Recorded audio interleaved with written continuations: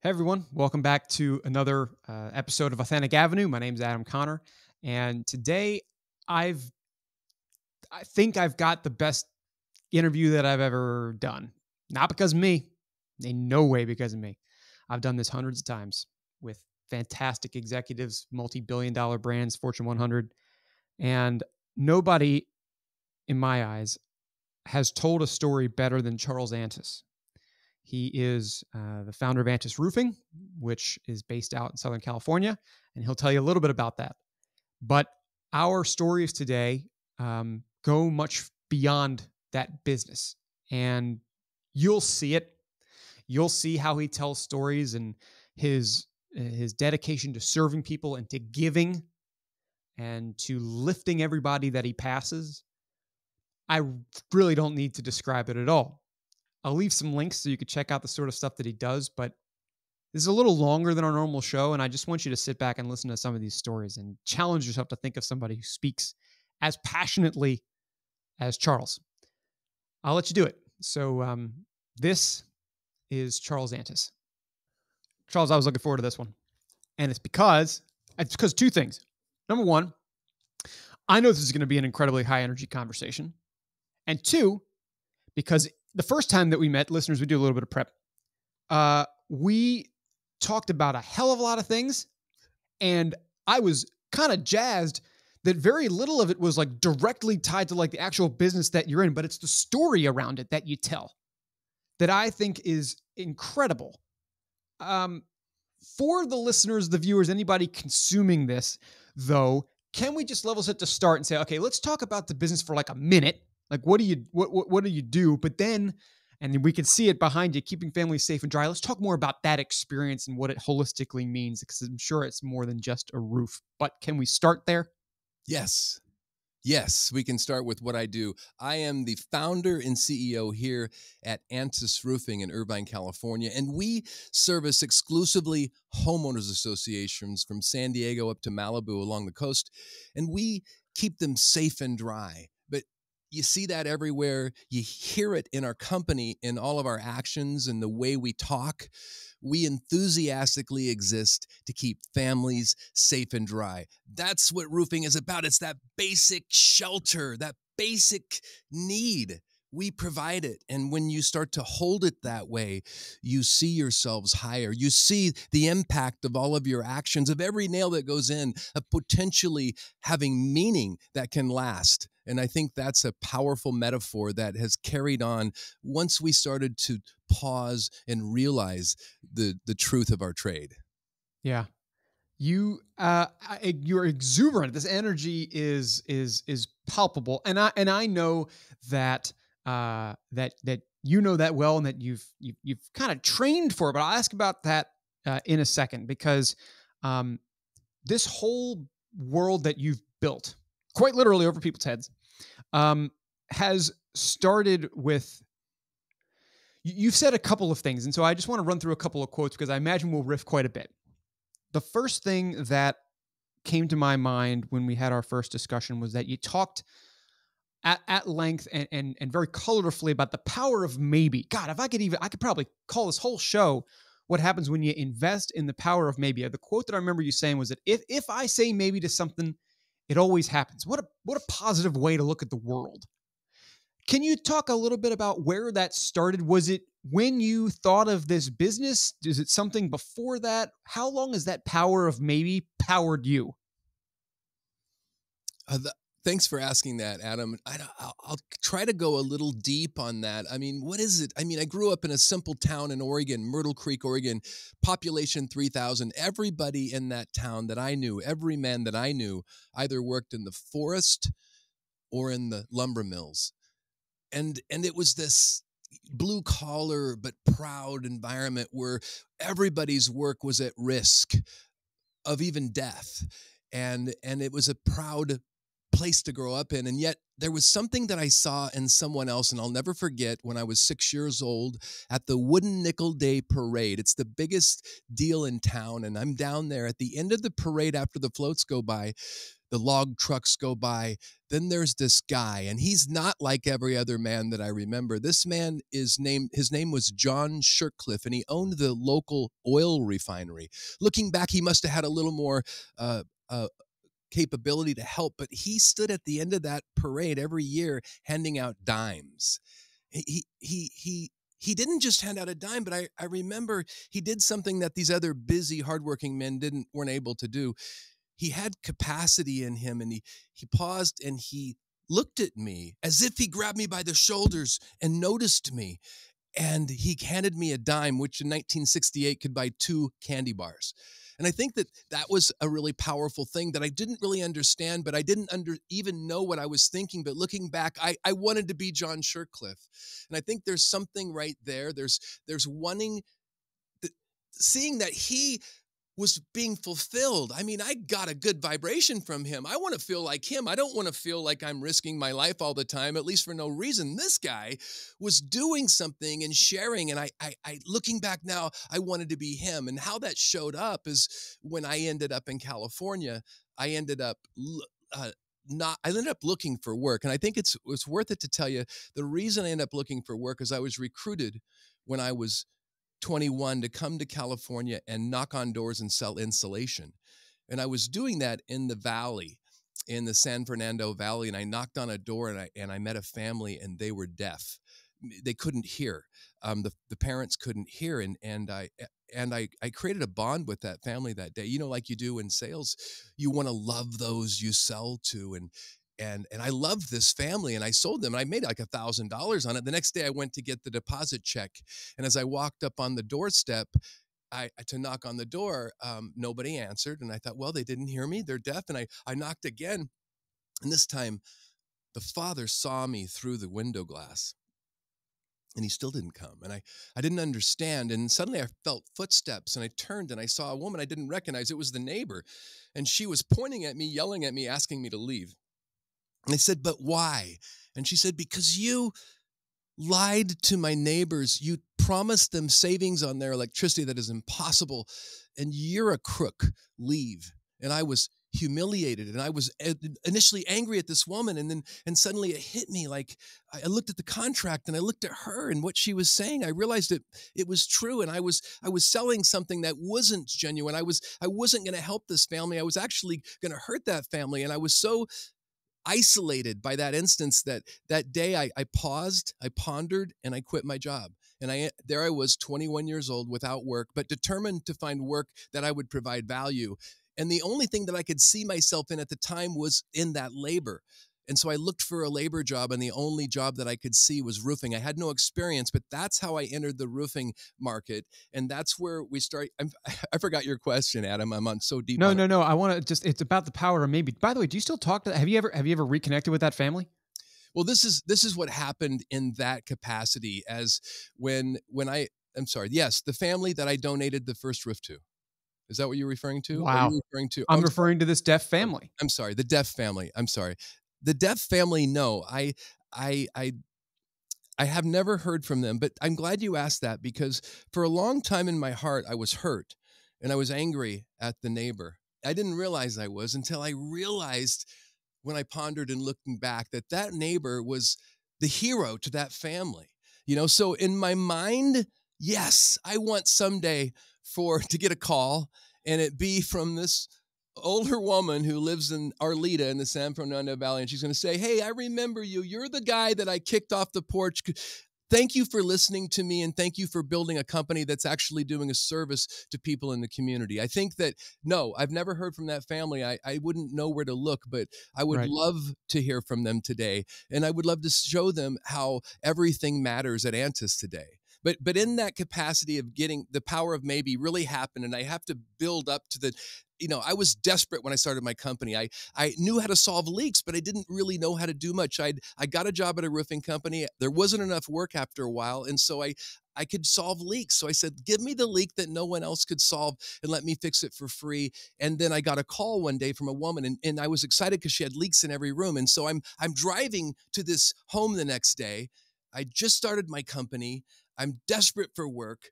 And in fact, I'm so desperate that I put weather stripping on the home office, which was a bedroom I converted to an office so no one would hear my daughter. But I get this call from a woman. I'm going out there the next day, but I'm noticing as I'm getting closer to her house that the homes are getting more disheveled. I see graffiti, and suddenly I get this feeling in my gut like, oh no, this is not a good job for me. But I continued until finally I turned on the street where the home would be, and I just saw like this dead grass and this small box home setback, and I'm hoping it's not it. As I go up to knock, there was like a 140 and a half. So I'm thinking maybe there's another adjacent property, but I knock on the door and three things happen. This woman answers the door with this tired look. Before I could say anything, I'm hit with the smell of mildew that's so foul, it nearly knocks me down. And now I'm just fight or flight. I need to leave. But as I'm starting to leave, wondering what I'm going to say, I still haven't said anything. I feel a tug at my finger, and I look down. And as I look down, there's a little 6-year-old blonde girl with the biggest smile who she's not in the same place as her mom and me. She is like, I've got a visitor, and she's pulling me in her house. And I had no choice but to follow her through this crowded living room into this almost an unsafe, undersized hallway. And then she turns into this room, and I knew it was her room because she looks up and points to a My Little Pony poster on the wall. But at that exact moment, I saw at her feet the mattress she slept on with mold and moldy bedding. And then I was stuck. I was really stuck because I had a mortgage payment to make. I needed to get out of there, but I couldn't move because this little girl, she was so nice and smiling, but I couldn't move. And then suddenly, after what felt like 5 minutes, was probably 30 seconds, the mom with that same tired expression walks back in, and something happened where out of my voice, out of my mouth, the words came, I'm going to take care of your roof. I'm going to keep you safe and dry. And I don't ever recall saying that before, but there was that moment. And I want to pause on that moment. There's the maybe. It was an impossibility, by the way. I didn't have the resources, but who was more prepared than me at that moment, being the very best at solving leaks to help that family? And so I was stuck when the woman walked back in. There was that thing I couldn't say no, and it was really, I wasn't saying yes, but something in the moment said maybe I can help, and I did. And I remember after I said it, Adam, I thought I'd told a lie because I didn't know if I could. And sure enough, I walked up on that roof, and it was shot. There was no way I could just do a leak. It needed a whole new roof, and I had to go out and get volunteers, but I did. And that weekend, we showed up, and 6 volunteers gave that woman and her 6 children a safe, dry roof. I mean, it wasn't my best roof looking back, but it was dripping goop on the outside, but it was dry on the inside. And the family stayed in that home. And there's that moment that has repeated itself over and over at Antis Roofing. Every time we meet a family that has a leaky roof and they don't have the money to pay, there's this thing that happens, this capacity that grows if we don't say no. Now, I've said no to things in the past, and that is a final answer. It's always correct. But something magic happens in that doctor on an airplane moment. And let me explain. It's really important that you all hear this, because you all have a moment just like this. And that if you're a doctor on an airplane and you hear that pilot over the intercom say, excuse me, there's a medical emergency, you and I know that doctor, we know that he or she's going to raise his or her hand and say, yes, I can help in that emergency. And we also believe that doctor's not going to find out, get a card and send a bill. And I believe the impact of that moment is huge. And I want to freeze on that and say we all have that maybe moment where we can say yes, like a doctor on the airplane. And that doctor on the airplane impacts that passenger by saving their life. And it impacts all the others that see that story. But look at what my moment had 32 years ago inside that woman's house near the LA airport. with her 6 children. Those kids have told that story over and over again. All the 6 volunteers. Do you know what happens every time I run into them? And I haven't for 10 years, but I did up until 10 years ago. Sometimes the siblings, sometimes the volunteers. It was a high five, a bro hug, a hug for people that don't hug. And that's what culture feels like today at Antis Roofing, because we get to do that with big capacity in big ways, in big gives locally and across the country. And so that power of maybe is a really important pause, and I appreciate that you let us dive into it. Yeah. I, it's one of the most colorful stories I've ever heard on this show. I've done it hundreds of times. I've talked to brands that Fortune 100, hundreds of billions of dollars, and that's probably one of the most powerful stories that I have heard. And it's brings up 2 questions to me. I'll ask the story based one second.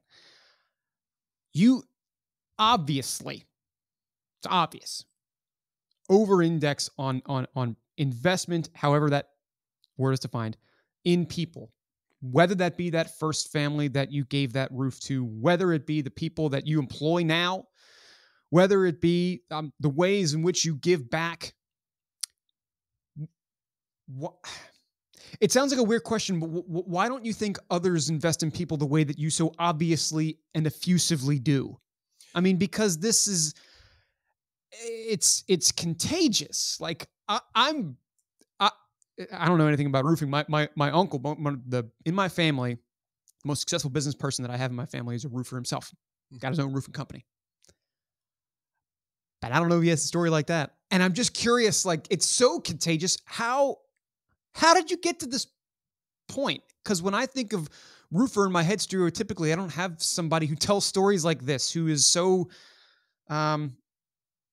like you. How have you done that? Well, first of all, the capacity issue, why others don't do it so much as far as to the level that we do it. And I think that it starts with that power of maybe again. It's the opposite of that when you feel like there's not enough.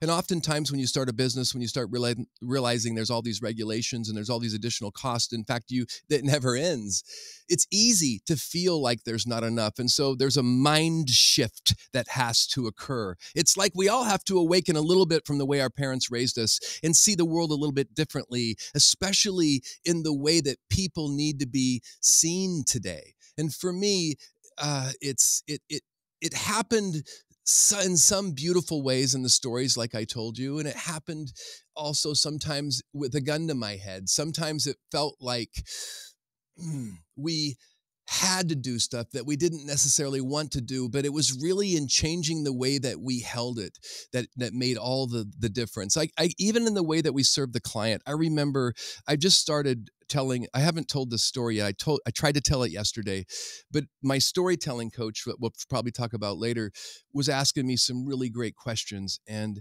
some whys and how it started. And, not only is there a give in the way that we hold the community and the way that we hold our employees, there's a give to the client. It's a deep intent. And the story that I haven't told is what I used to do. And I didn't tell this because it was too personal.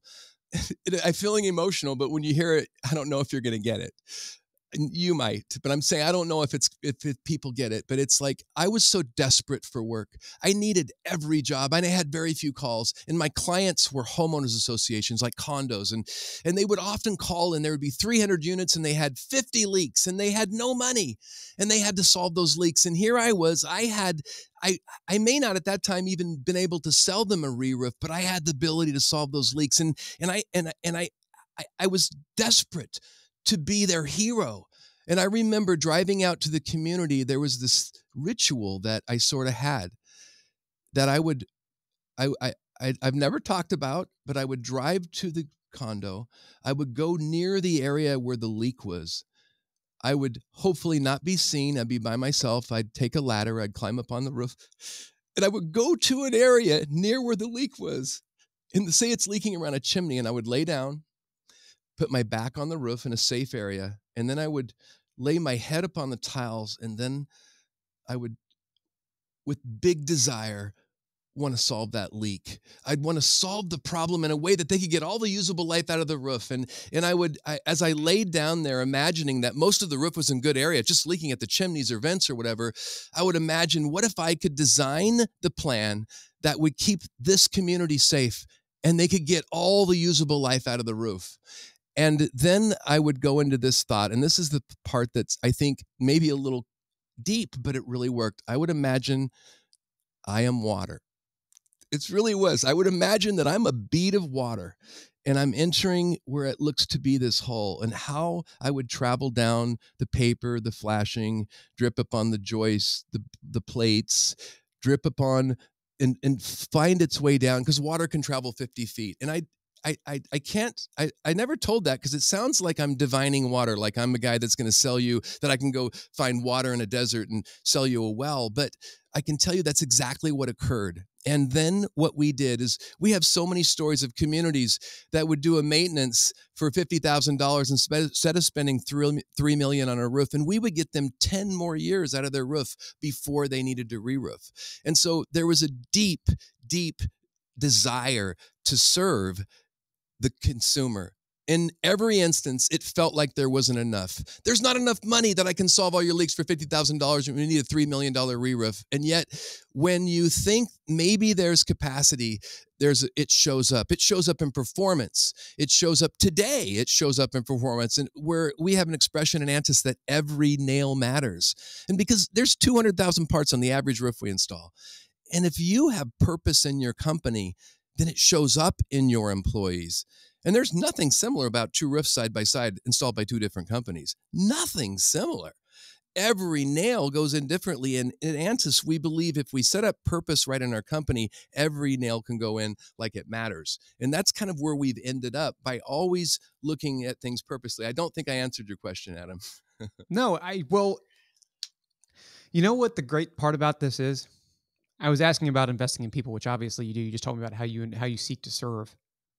Is that I get so taken with these stories that it's magnetic. Like, I sure have some questions, some bullet points of me as I'm sitting here in the interviewer chair being like, wow, how do I help the best Antis story get told? And I'm looking at it.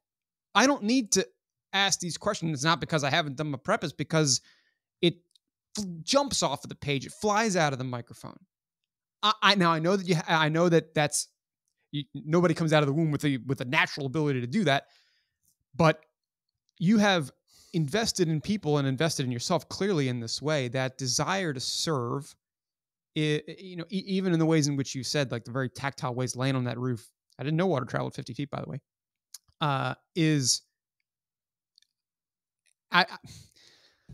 Listeners, viewers, you know that I pretty much always have something intelligent or eloquent to say, and I'm struggling to do so at the moment, but that's okay, because this is about telling Charles's story here. And I know that people have helped you tell your story, including that coach. And I was about to cut you off there. I want to ask about the coach. It's like, I've never heard of, when I hear a storytelling coach, I hear like media training, and all the CMOs that I talk to like get that a lot. It's a very high, it's a very important part of their life. But what were you going to say there? I think I cut you off. No, I think we're on the same topic. A storytelling coach. I mean, I think that first of all, I do invest in my employees. Anything they want. That's really how the conversation starts. But I start selfishly. I invest in myself, and I love assessments. And take assessments, people. They let you see things differently. That's the only way you can grow and shift mindsets to keep up with the shifting in the world. And so, whether it's DISC or emotional intelligence, well, about 6 years ago, I really was going for a deep dive, and I went to Seattle to the Imperative Purpose Lab. Aaron Hurst's big project. One of the biggest purpose projects is the biggest purpose project in the history of the world. And I spent 4 days there, and it was painful at times, exposing yourself in front of strangers. And there were some big players there. And there was a particular pod that I was working with, and it was the CEO from Carnival, one of Carnival's fleet cruise lines, Tara. And Tara, I don't remember her last name, but Tara and I had a discovery, and another couple people in there. And she said, as I was being hard on myself that I don't manage people well and that I don't tutor people one-on-one well, she really, with this program, said, Charles, that's not who you are. You are an ambassador. You live to ignite passion in others for social change. you are awakened when you can awaken others to see their superpower. And suddenly I put that on and I realized, oh my God, I've been performing in the wrong areas. Let me do this and attract the talent. And so I started investing in myself. And there's when I told Tara, I'm getting a lot of speaking engagements now, and I'm not the best speaker. I just run on and on and on. And she said, I said, Tara, I need a speaking coach. She goes, no, Charles, you don't need a speaking coach. You need a storytelling coach. And I'm like you, I didn't picture what you pictured. I pictured like an old 80-year-old Mark Twain looking gold miner. I don't know. I just pictured something. I didn't know. Yeah, okay. And so Sure. instead I meet this Silicon Valley guy named Jay Golden, who's just a really deep thinker. And he thinks that he tells me things like, stop wasting people's time dropping names and with bullshit and with data. They can't hear it. Instead, he didn't talk like that. I made that crude. Don't waste people's time dropping names. Don't waste people's times with anecdotes that don't mean anything, but give them a real story of change. And he taught me that stories are beautiful, living things that if we go back and look at them from different angles, almost like a drone in the room, that we can have self-discoveries and company discoveries. And he taught me how to tell a story. And there is a way to tell a story. And I've learned that my people inside my company, I thought they heard me, but they can only hear one thing kind of. But now I can move them in the most important area by telling a story. I do it every day, inside and outside the company. And there is a formula to the story. And the story is you have to make the listener make their body react where there's a little pain, there's peril in the story, so their body has to excrete cortisol, that uncomfortable, but you can't leave them there for very long or they will shut you out, not only today, but forever. It's a survival technique of the subconscious brain, of the reptilian brain. But after you give them that cortisol, you give them the antidote to that kryptonite. You give them the oxytocin by telling them that we gave them a roof. When I give you the moldy mattress, scientifically your brain experiences, because you've smelt mold before, you are in the room with me. Once I was told this by Jay Golden, the next time I told that same story, there were 600 people in the room and you could have heard a pin drop. And I looked in the room and he was right. Everybody smelt the mold. I watched them react. So if you want to be heard and you want to move the dial, and when you mix purpose with storytelling, when you really tell the right stories, and there's a lot of great storytellers that tell the wrong stories. The wrong story is like, I'm going to tell you really quick. I had candidates in the room 3 weeks ago from GAF's Roofing Academy. These were all men who had difficult past, and they were suddenly here. And I told them some great stories, but I also that day started telling them about some of the Ronald McDonald House gives across the nation. And I'm not saying it was the wrong story, but it wasn't the story for them right now. The story for them right now is, hey, you're in the trade where you get to provide that basic shelter. Your hands are the hands that are going to keep families safe and dry. My point is you got to tell the right story to the right crowd at the right time. And the first thing I asked you, Adam, is who's your audience? I got to know where you're at. And then if I know where you're at and just accept it without judgment, and then I know where I'm at and what's exciting me right now. And what's exciting me right now is the power of maybe. And you know that. And so we're moving it. And so if I'm talking about what I'm excited about, and I know where you're at, then we can move together. So every time I get into a conversation, I never tell the story the same way. I get excited when someone like you gets excited and asks the question differently. And by the way, The Power of Maybe might be the name of the book that I'm writing with Jay Golden.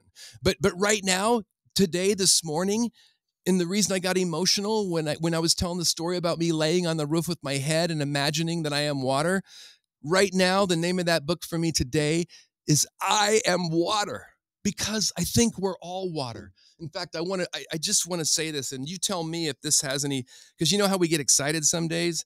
Yeah, I'm seeing it right now. And so, you know why I'm water? Because water always finds the weakness. It always finds the vulnerable and the failing parts. And that's where I love that I am water, because that's what I was to solve those leaks so back long ago. That's what I was to go solve the leak on that family. And that's what we do in community. That's why we've had right here on the other side of that wall, we've had 50 blood drives. in the last 18 months, we've taken in almost 4,000 life-saving units of blood.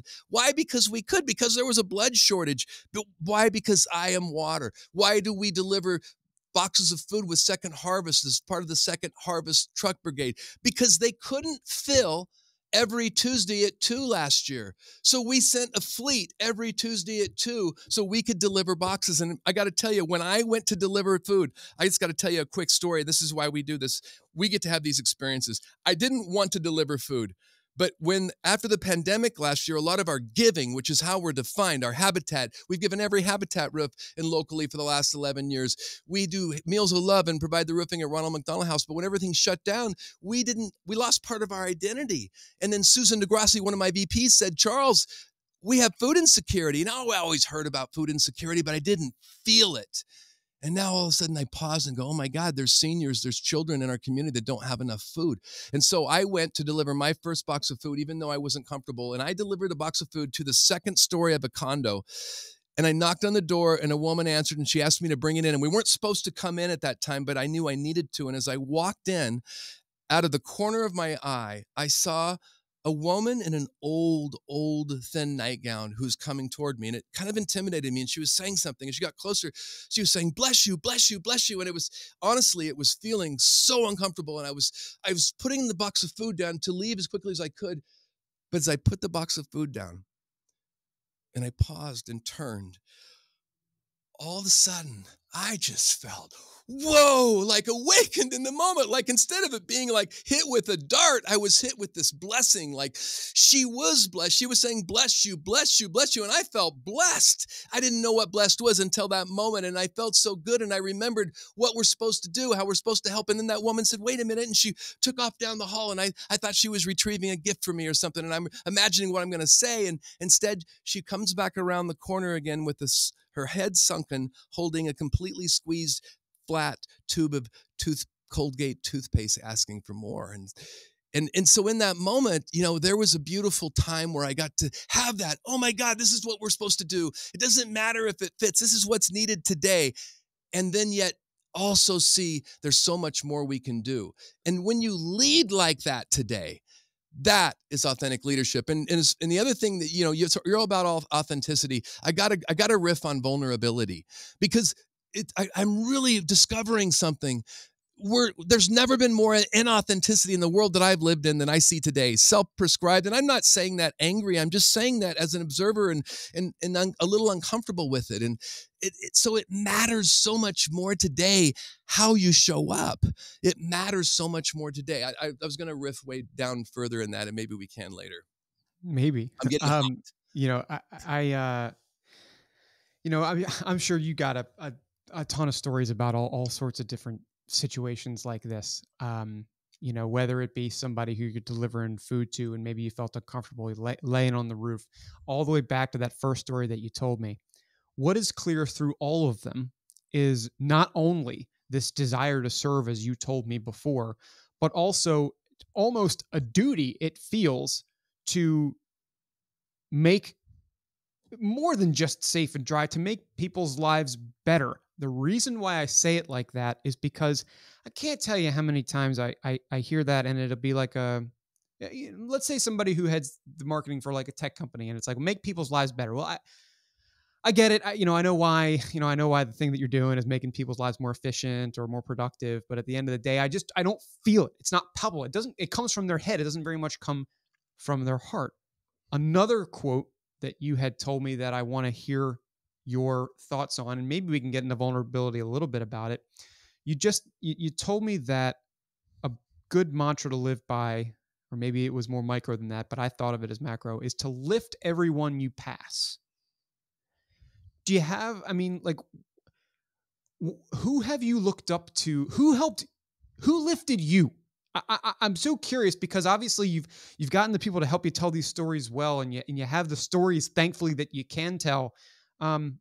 Just as you lift everyone that you passed, do you have a few examples of those who we can either look up to or who you've looked up to who have lifted you, who have passed you and lifted you? I mean, I got to go back to the simple stories because they define us once we pause and look back in our lives. And I told you about John Shercliffe, and I recently read he's passed on, but he lived that kind of life. And there was another guy that I remember this is just Halloween time when I was 6 or 7, and I lived in a relatively poor area, and it was middle class, but people, you get a Tootsie Roll or a wax lips when you trick or treat at a house. But there was this one house, it was the Hannah house. They owned the Coca-Cola bottling company, and we knew when we went there that they were going to have a witch's cauldron full of root beer that they somehow brewed, and I get this big mug of root beer, and I was also going to get like a $2 candy bar. It was going to be the Right. biggest candy bar. And so there was something magic about people that had capacity. Whether, it always felt like, there's something always good about people that shared what they had. And I just think that I've always noticed that in companies. And I live in Orange County, where some companies do a good job of telling that story, whether it's Edwards Life Sciences, Pimco, Taco Bell. There's so many companies, Wahoo's Fish Tacos. And they live in such a way where their employees get to see it and feel it, and also I got to say, it's all about real stories, how your real stories show up. We give out giving cards in our company, which are 501(c)(3) gift cards. They can only be cashed at a nonprofit, where people get to tell who they gave it to and why. And there's the magic, and like everyone that knows me, I'm going to try to pull this up. You can see my socks. I have these striped socks on. Oh, those are some sweet looking socks. I have 40 pair in my drawer. They're a little bit worn because I've been wearing them for 4 years on 2 campaigns. These campaigns have got every roof adopted on every Ronald McDonald House by my family companies across the country. We've also just raised $13.7 million.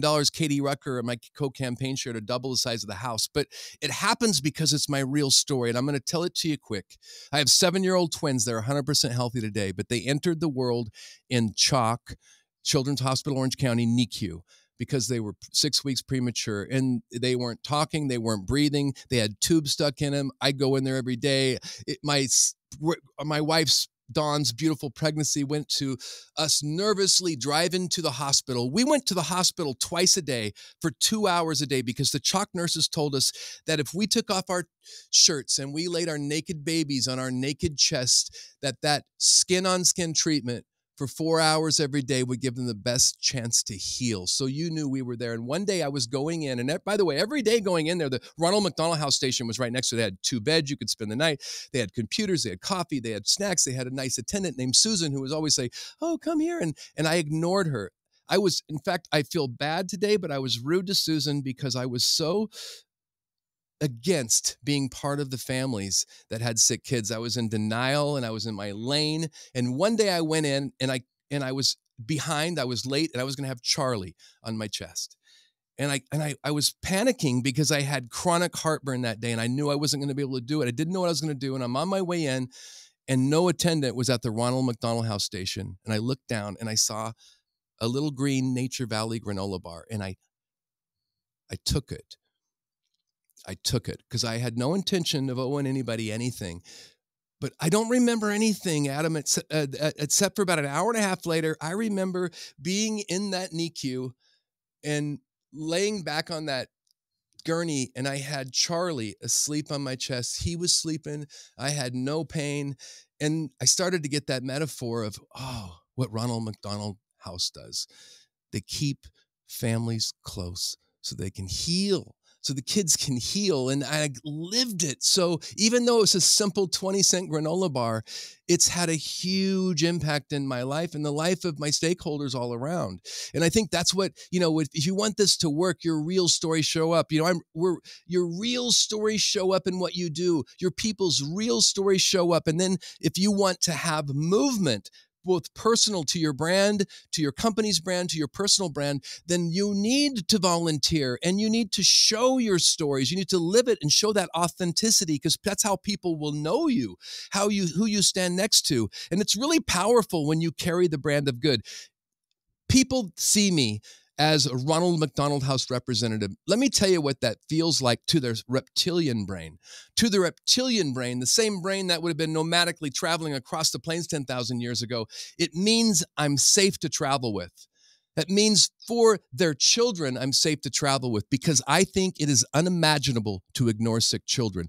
That's not words, but when you see someone who represents a nonprofit like Ronald McDonald House, the reaction is there's a good vibe, and that vibe translates to safe families. The same thing, we've donated all the rest for Habitat. In 2 weeks, we're gonna show up on a build site in Orange County, and we're gonna drive the 500,000th nail into the 137,000 tile that we've donated, providing free roofing for the last 86 families over the last 11 years. And we're going to have KTLA there to tell that story, because it's a big story when you live this impact, because it makes us feel so good, because we know that those families that go into those homes that we've helped provide, they are 3 times more likely to go on to further their education after high school. In fact, that is exactly what's happened on these 86 homes where we've donated the roofing. Those families have gone on 76% of the time to further their education after high school. And that's a huge difference. And when you live that, it's powerful. When you live your real stories and people know where you came from, they can trust you. And the last thing I'll tell you as advice to my friends out there is volunteer, join the committee for the cause that's near and dear to your heart. And do this, scrutinize who the leader is. Make sure they're a good business leader, not just a passion person for their cause. And look at who's on the board and join the cause that has board members who have something you want. This is a really noble cause that you're doing. If you can assume those traits, then you can do more, be more, see yourself higher, and do more with your company. And I think when you see it that way, it's really powerful. So that's the type of leadership that I recommend. If you're in business just to make money over the next 10 years, good luck. You need to have a story, and your story needs to have a purpose, and it needs to ring with authenticity. So when people hear it, they go, oh, they get you. And by the way, the vulnerability I spoke to earlier is really important. Like if I walk into a room and I'm dressed really good and I trip and fall, the vulnerability is this. Am I on my way down? Am I worried what people are going to say? And is that looking at my face, or am I guffawing at myself? And there's a moment where you just let yourself go. If you're too rehearsed, so when I prepare for a talk like this, I can't prepare the words. If I have to read a teleprompter, I get it. I'll have to do it. But I want to tell it as fresh and real as possible. I want to make a mistake when I tell it so you can tell it's real. I want you to ask me a sideways question. I want you to qualify it so you can tell that it's real. And I think when you start to see it like you have to tell it like that, then people start to believe it. And it matters more than ever. 5 years ago, Adam, people said, don't be so vulnerable. Nobody tells me that today. The world is craving authenticity, and it shows up by your unrehearsed. It shows up by the way you react when you're real in the moment. It shows up by you telling your real stories of how you believe you can share what you have, your doctor on an airplane thing that makes the world a better place. Yeah. I don't even know how to follow that up or close it. I'm gonna, but I don't think I could do it justice, because you told me story after story after story. To me, I think about this word. So, show's called Authentic Avenue. I focus on that word a lot, authenticity. I'm about to ask you a question to define that word, and I don't even know if I can, because I feel like I spent the last 40 minutes doing it. And I personally see the word as a lens. I don't see it as a thing. It is a lens through which people act and give and invest and behave. I want to figure out how to make it tactile. So in closing, would like to ask you this.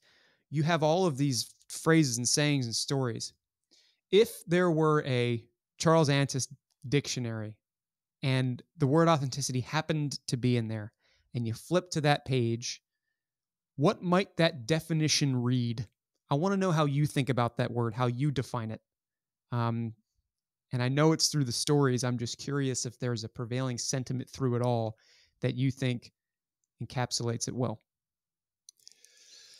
Well, I think authenticity for me is believing you can and living your life in such a way that you could tell anybody anything 100% truthful. Imagine if you could live your life in such a way where no longer where there's secret shading, no longer where imagine if you never resented, where you saw everything as a blessing, where you could pause in the moment and not know.